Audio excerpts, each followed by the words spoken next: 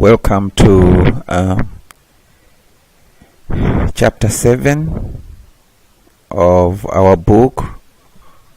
We are going to talk about modern atomic model.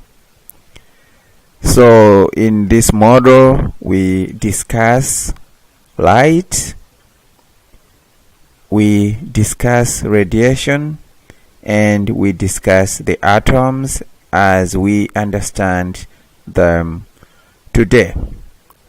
So the topic is modern atomic model. So we delve into radiation, and when we think about radiation, when you go outside, you can easily see your friend, or you can easily see something. That is because of radiation. If you are preparing food, you use a microwave.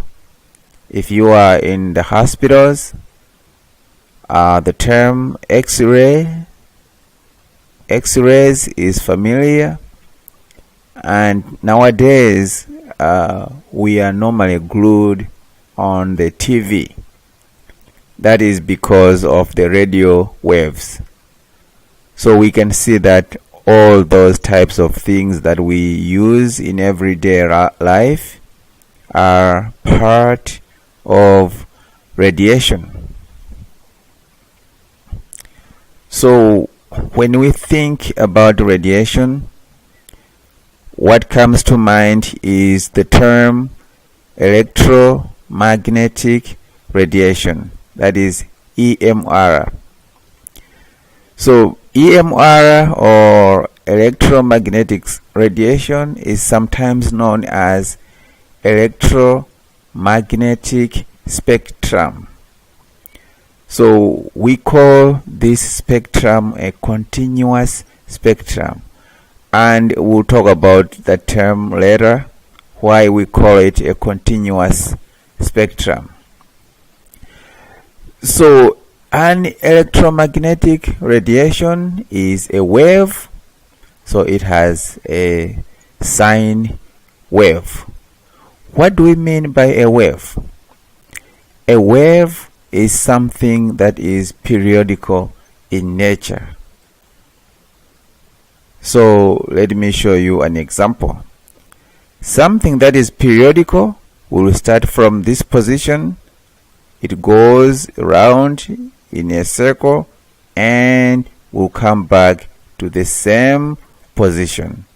So if something goes around to come back to the same position, we can say that it has completed a single period. Now, when drawing waves, we do not draw them in a circle like this, but we will say, okay, let us draw this circle in another way. Let's say we start from here, we go all the way, half cycle, and then all the way full cycle. So we can say this is a single wave. We starting from here, that's the same starting from here, we move all the way to here, here we are moving all the way to here. And then from here we move back to where we started. Here we move back to where we started. So this is a single cycle from all the way here, and also this is a single cycle. So in terms of a wave, we can say that we have completed one wave if we start from here and here. So electromagnetic radiation is in form of these waves. Now, the term itself has two parts. It has the electro, and then it has the magnetic. So when we say electromagnetic radiation, we mean a radiation that has two parts. It has the electric part, as you can see here, So this is the electric part of the wave, and then it has the magnetic part of the wave, and this part is the magnetic part of the wave. So when you combine the two, the wave is called electromagnetic radiation or electromagnetic wave. So if you look at this wave here, we see that it is always in motion. We can see the movement of the wave here, and we can also see the movement of the wave. So here the wave is moving towards this direction. The same case here, the wave is moving towards this direction. So just looking at those two waves, these two waves I'm showing you here, we can say that the wave has a speed, or we can say that electromagnetic radiation has a speed. Ever heard of the term speed of light? Yeah, that's the speed that we are talking about. So a wave, that is electromagnetic wave, has a speed 300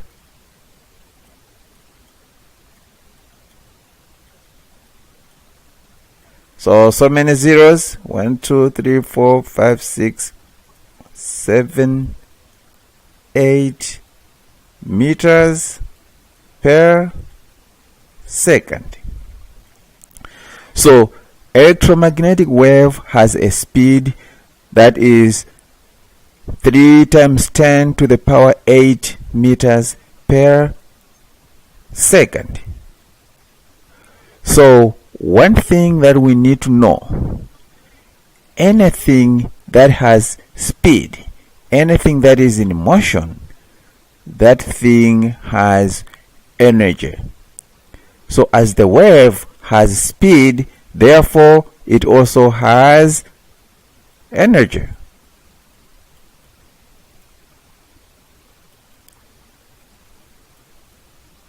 So when we think of a wave, we need to think about something that has a speed and something that has energy.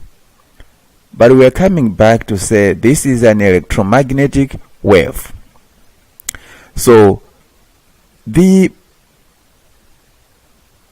electrical part of the wave and the magnetic part of the wave are at 90 degrees angle to each other. So if we draw an angle here between the electrical and magnetic part, we can draw a 90 degrees angle between the two waves. So both waves will give us electromagnetic radiation. If we have the electric wave only, that's not enough. If we have magnetic wave only, that's not enough. We need to have both to have electromagnetic radiation. Now, when we talk about waves, we need to think about the characteristics of the waves. So every wave has an amplitude. So this distance here is an amplitude. So we can say the distance between the center of the wave to what we call the crest.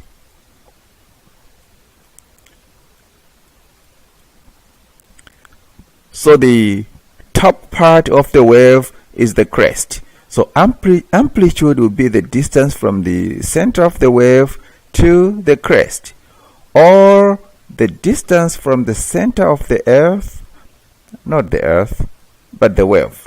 The distance from the center of the wave to the, what we call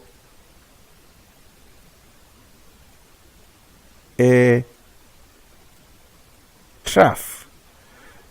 So the vertical height of a crest, or the depth of a trough, is known as amplitude.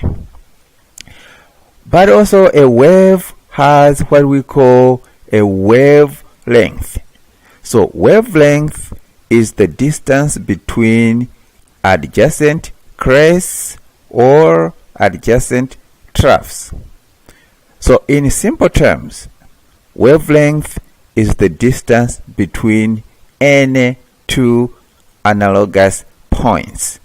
So if I decide to select a point here, so this is my point, I will have to look for another point that is similar to this one. So it will be this point.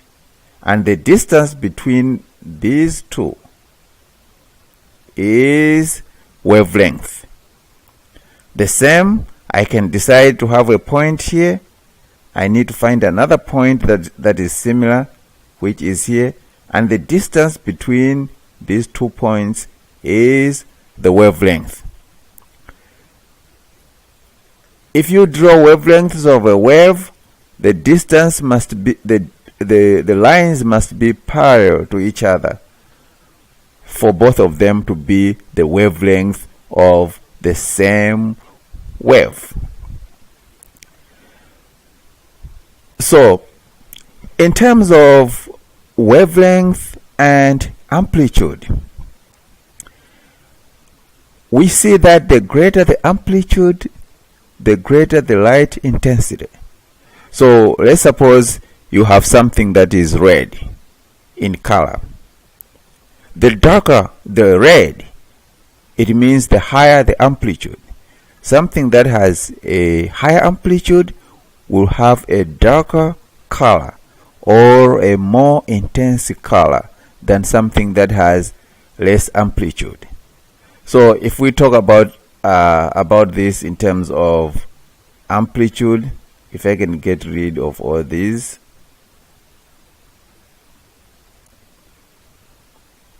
and think about it in terms of just the amplitude.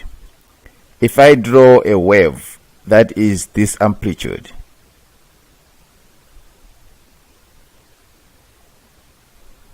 right? So this wave will have less intensity.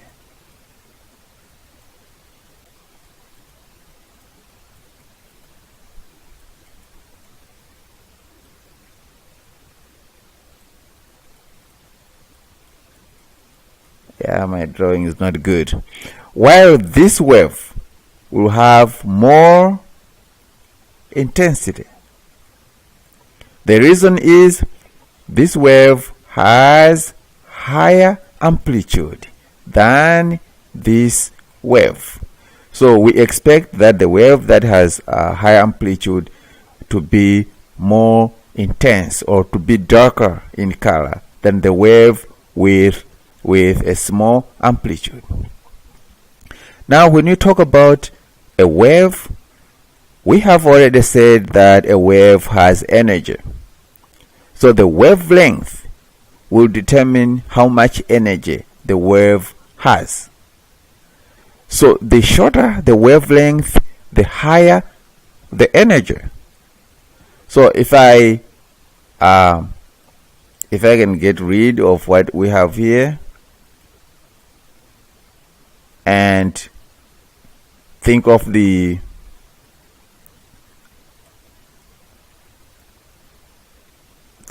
another wave. If I can add another wave here, so let's say I have this wave.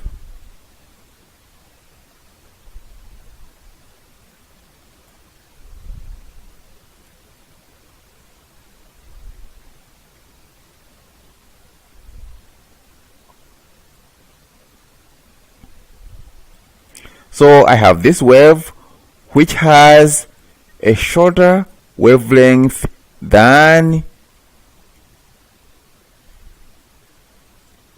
this wave. So the question is, which of the two has more energy?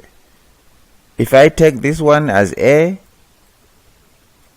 and this one as B, here we are saying that the most energetic waves have shorter wavelength. So in terms of the energy of the wave, you need to look at the wavelength. B will have more energy because the length between the troughs or between the crests or the troughs of B is shorter than the length between the crest of A. Therefore, the shorter the wavelength, the higher the energy that wave is going to have. Think of it in terms of cycles. If you have shorter wavelength, you have more cycles per second compared to when you have a longer wavelength. The longer the wavelength, the less the cycles that that wave will make. Therefore, the less the energy that the wave is going to have. Now, to understand more about that, if we look at the extremes of these waves shown here. So this is the shortest wave as it is here, and this one is the longest wave. In terms of energy, this one has the lowest energy. So this one has the lowest energy in this case. This one has the highest energy.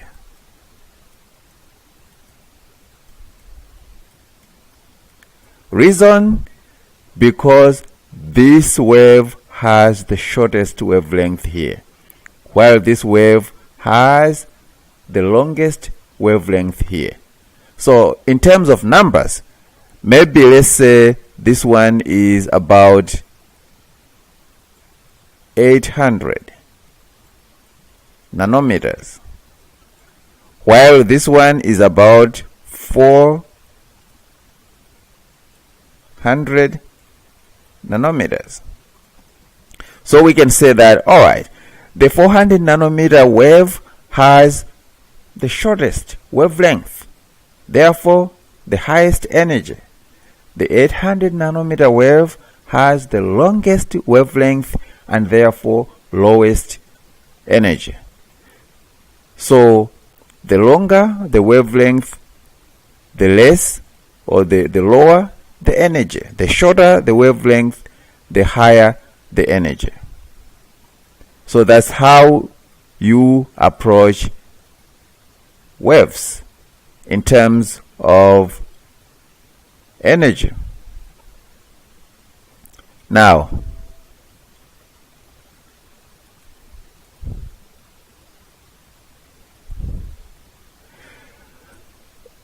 just a repetition of what we are saying, you need to be able to identify from a diagram like this one. You need to be able to tell me that, oh, that diagram is telling me that the energy starts, the highest is down there and the lowest is up there.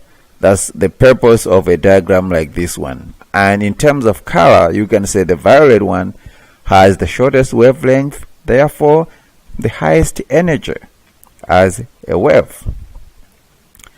Now let's look at another wave. So we have two waves here. You are given two waves. These waves are showing different amplitudes, different wavelengths. If you are given something like this, you need to be able to identify which of the two has higher intensity, which of the two has higher energy. So for a diagram like this one, you need to be able to identify one, energy. Also identify intensity. So the issue is, the thing you need to know, energy is identified by the wave length. That's how you identify energy. So I just put E here to indicate energy. So that's what you need to do. You use the intensities to identify energy. You use the wavelength to identify energy. In terms of intensity. If you want to identify the intensity of a wave, then use amplitudes. So if given something like this, and you are given a question, your job is to ask yourself, what is this question about? Is this question about intensity? Is it question about energy? If it's about energy, I'm gonna use the wavelengths. If it's about intensity, I'm gonna use the amplitudes. So in terms of that, I would say this has a shorter amplitude. This wave has a shorter amplitude than this wave. Therefore, this wave is going to be more intense than this wave. So A is more intense than B. The same thing in terms of wavelength. A has shorter wavelength than B. Therefore, A is going to have more energy than B. So we need to take note of that.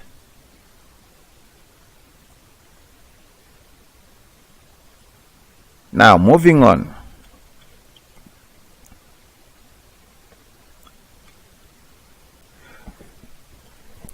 That's what I was just talking about in terms of their energies. If we move on to talk about electromagnetic spectrum, its electromagnetic spectrum contains several parts. Starting from here, we have what we call gamma rays, then X-rays, all the way to AM. As we look at this one, in terms of their wavelength, the gamma rays have a wavelength of 10 to the negative 14 meters, while the AM here has a wavelength of 10 to the power 4 meters, which means this side has the shortest wavelength. This side has the longest wavelength. And also we can say this side has the highest energy, because we know the shorter the wavelength, the higher the energy. The longer the wavelength, the lower the energy. What it means is X-rays will be more energetic than the TV waves. X-rays will be more energetic than the AM waves. That's what it means. The UV waves will be more energetic than the infrared waves. But all these are part of the same wave that we call electromagnetic wave. And one thing that we need to know about these waves is that they have the same speed, and that is the speed of light. So every wave that is within this will have the same speed, and that is the speed of light. But they will have different energies depending on the size of the wavelength. So these will have the lowest energy, these will have the highest energy. So let's look at this question.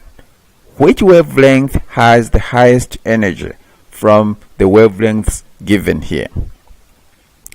So we have 254 up to 330 nanometers. So you can stop the video and answer the question before moving on. Now, to answer the question, the answer is the shortest wavelength should have the highest energy. So in this case, this is our shortest wavelength. Therefore, this one has the highest energy, while this has the lowest energy because it is the longest wavelength. when we look at the electromagnetic wave, electromagnetic spectrum, also we think about this part. This is an important part of an electromagnetic spectrum. We call it visible spectrum. Why is it visible spectrum? This is the one that we use to see. So if I'm able to see someone, is because of this part of electromagnetic spectrum that we call visible spectrum. So just take note of that. It is between the UV and the infrared. And it has all these colors that we call ROIGB: red, orange, yellow, green, blue, indigo, violet. So from here we go red all the way to violet. And in terms of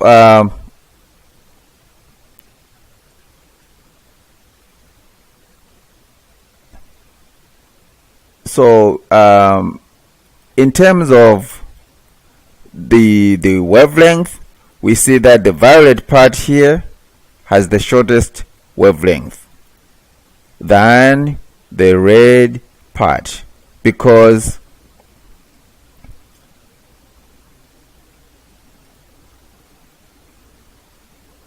so if I can get my pointers, this part here has the lowest wavelength, then has the shortest wavelength and therefore the highest energy, longest wavelength and therefore the lowest energy within the visible spectrum. Now we'll talk about some important electromagnetic spectrum information. The gamma rays.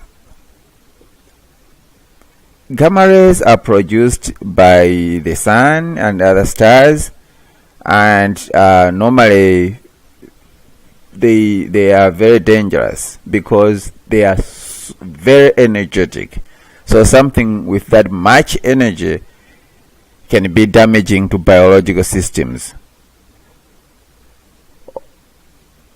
But also we have X-rays that are also energetic, and they are able to pass through some substances, and because of that we use them in the hospital. So if there is some problems with your bones, you can use X-rays to determine what the problem is. The issue is excessive X-rays are dangerous.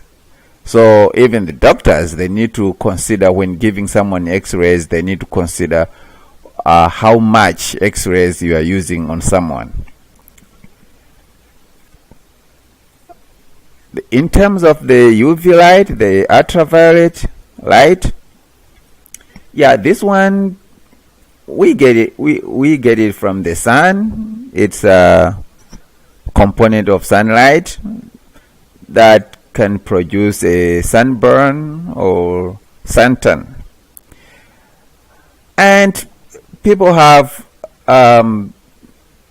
produced lamps that they use for in tanning beds, and also other lamps that they use if you have a deficiency of vitamin D. So the UV light convert things in our body to produce vitamin D. So hospitals or the medical practitioners, scientists developed these UV lamps, one for tanning beds and the other for treating vitamin D. So we just need to know that for the tanning beds we are using UVA. For the vitamin D we are using UVB.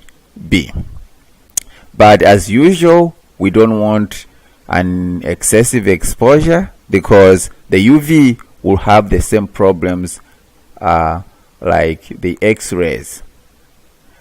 Now, in terms of the environment, the ozone layer in the atmosphere is important for blocking dangerous UV light from the sun, because if this UV light is always in contact with us, it increases the risk of skin problems and also skin cancer and other types of cancers. So the ozone layer in the atmosphere blocks the exposure to the UV. Now we talk about the visible light. It is something that we use every day, something that we use to see something, because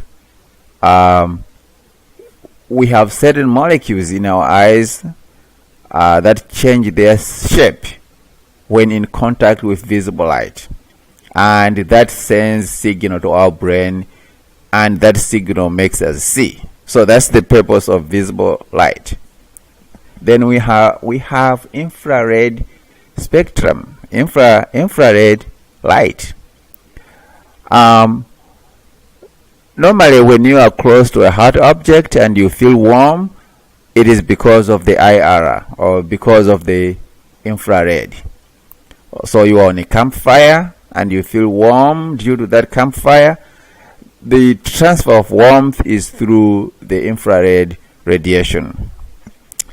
And because infrared is something like heat seeking, it has been used like in infrared sensors for night vision. So you can use heat to see something at night.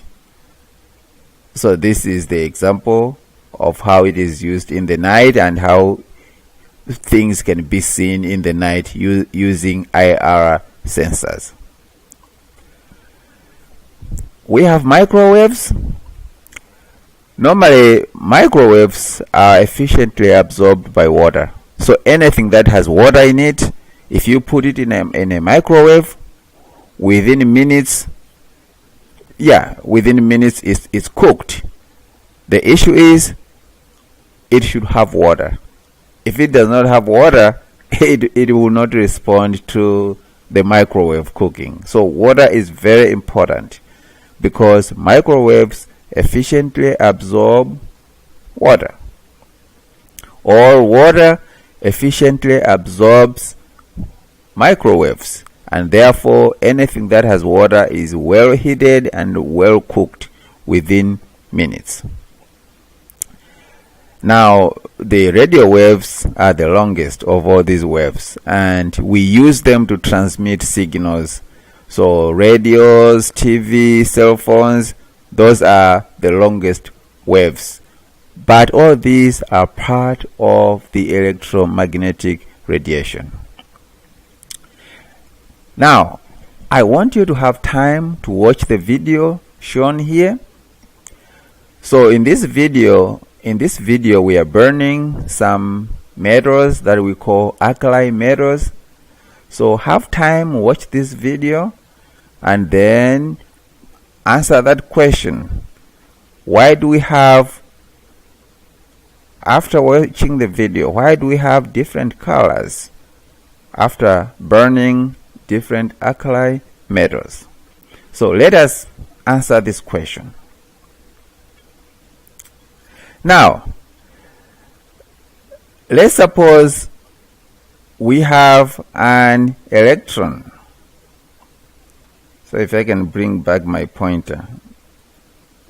Let's suppose we have an electron, and these electrons are in energy levels. So these are my two energy levels: lower energy level and higher energy level.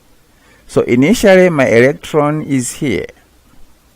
This is where my electron, and I'm using heat. If I'm using heat, it means I am applying energy to this electron. So this is energy in. The energy hits the electron here, and the electron will jump. The electron will jump to go to this energy level. So eventually the electron will jump here because it has absorbed energy here. So it is now in the upper energy level. But at some point, it will say, let me go back to the initial energy level where I was. So it will say, now I'm going back. As it goes back to its initial energy level, it releases energy. And that is energy out.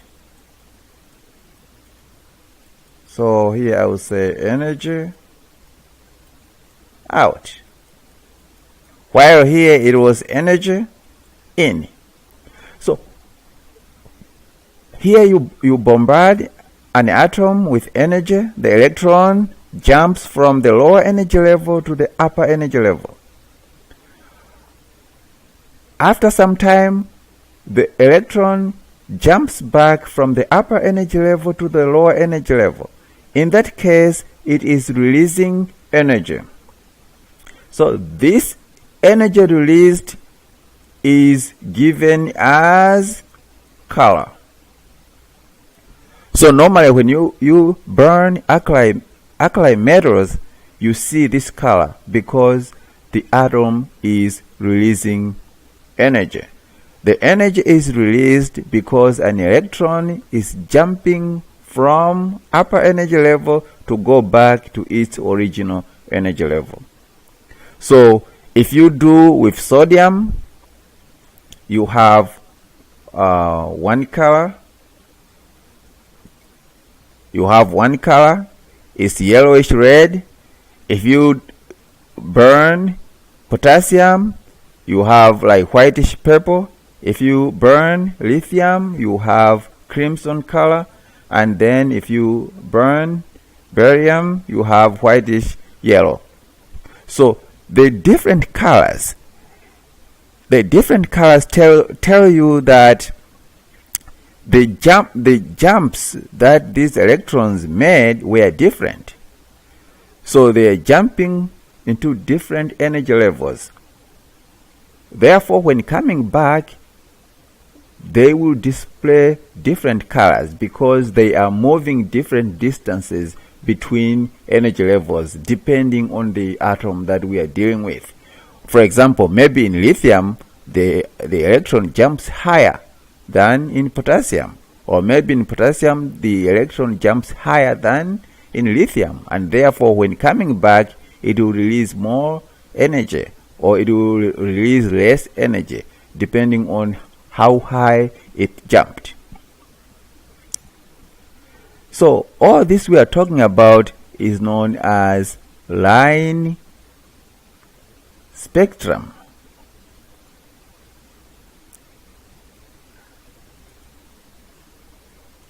An important point here is known as line spectrum.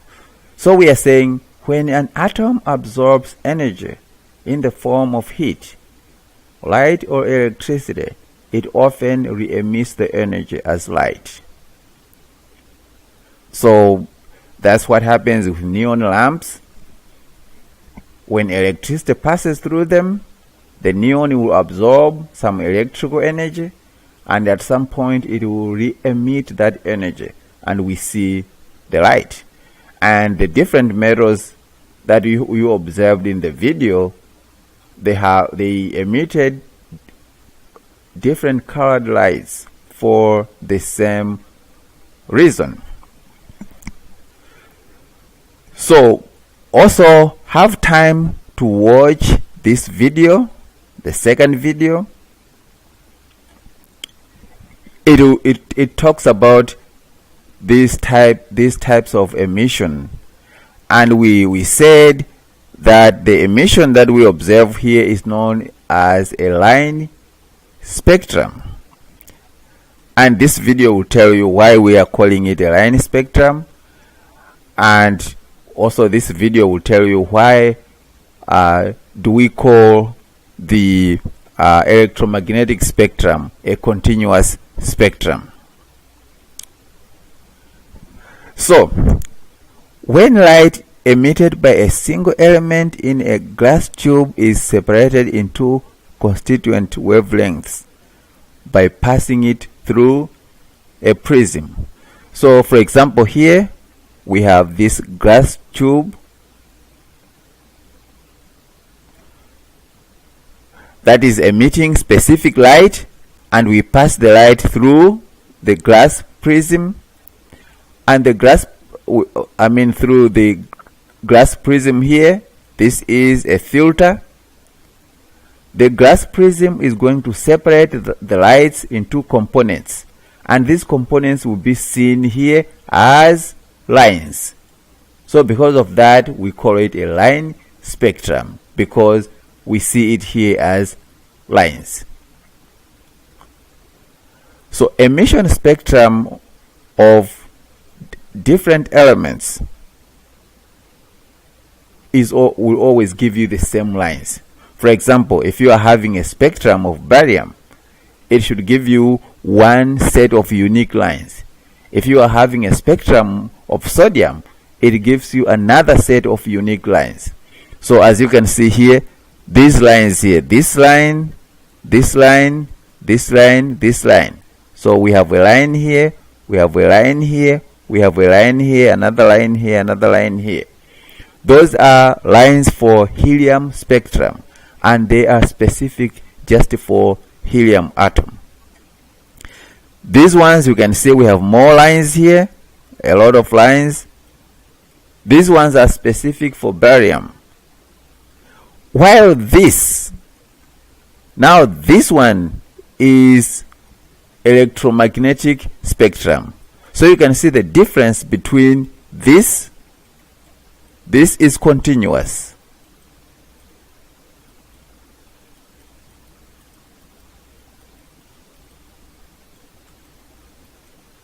This is continuous because it does not have lines like these others. So electromagnetic spectrum is continuous. It does not have lines. We are just continuing from here all the way to here without any lines. While here we can see clearly, we can see lines.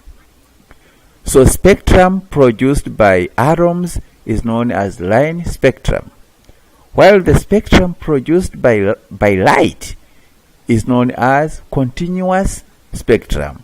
Or we can say that electromagnetic spectrum is continuous spectrum, while emission spectrum, that is the spectrum produced by atoms, is known as line spectrum.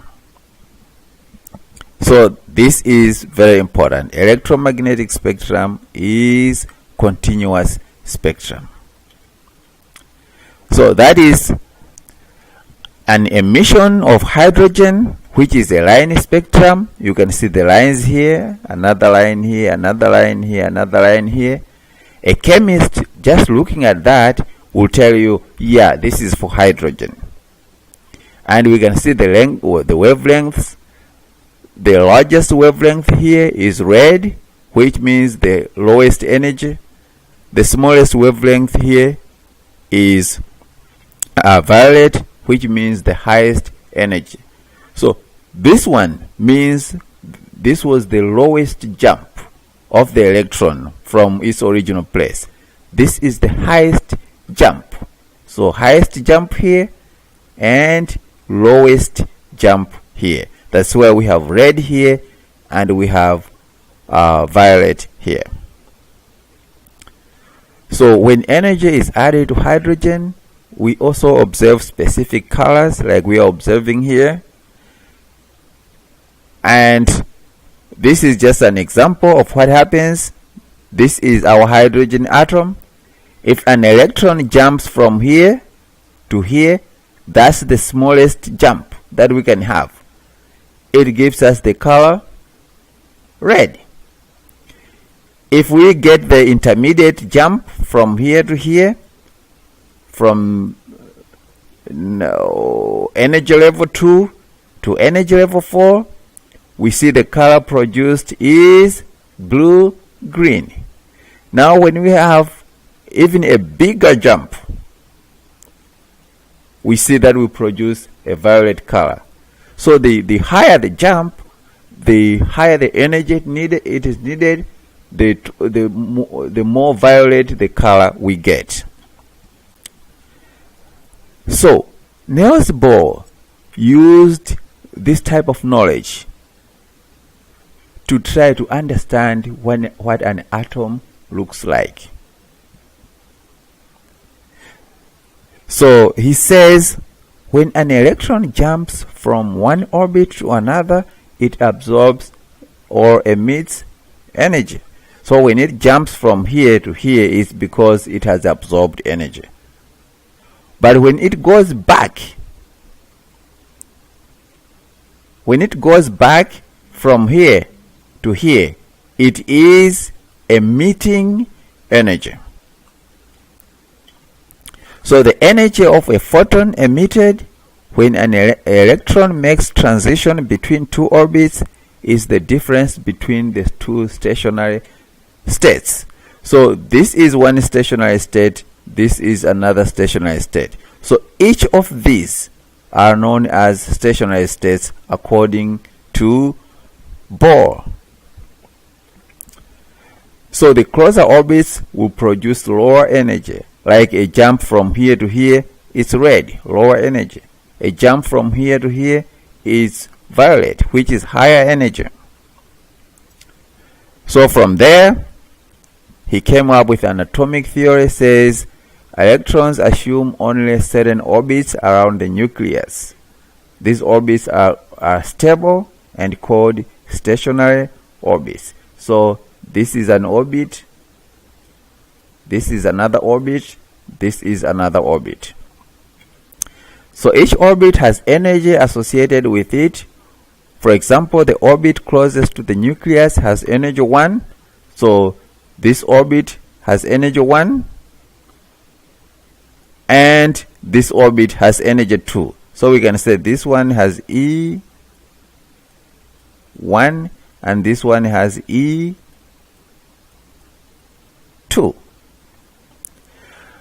Light is emitted when an electron jumps from higher orbit to a lower orbit, and absorbed when an electron jumps from lower orbit to higher orbit.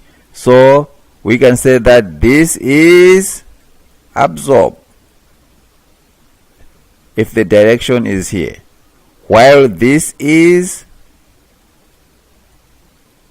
emit if direction is from the outside to the inside of an atom. So the energy and frequency of light emitted or absorbed is given by the difference between the two orbit energies. So this is what we are demonstrating here. Energy is given by E2 minus E3 depending on the jump. So these are some of the things that we need to know, and we'll continue in class, but just make sure that you have watched the 2 videos and answered the questions on the video assignment. Thank you.